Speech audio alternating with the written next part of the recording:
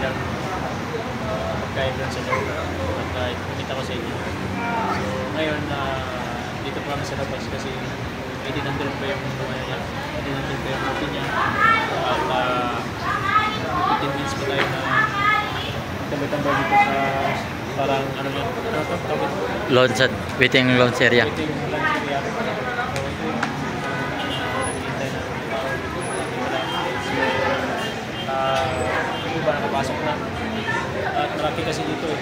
May dito pa yung entrance niya. So ito yung waiting lunch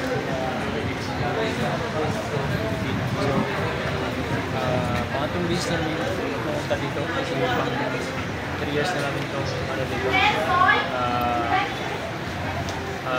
parte na organisasyon namin. So yun, dahil napaganda dito at dito pa rin kami bumalik kasi maganda yung susunod nila dito. So kaya ipakita ko sa inyo guys kung ano naman kahit sa loob kung ano maganda yung menu doon kaya natin. So isa na lang yung pagkasilin niya dyan at dito mag-linya na tayo. Ayan. Okay, pasok na natin.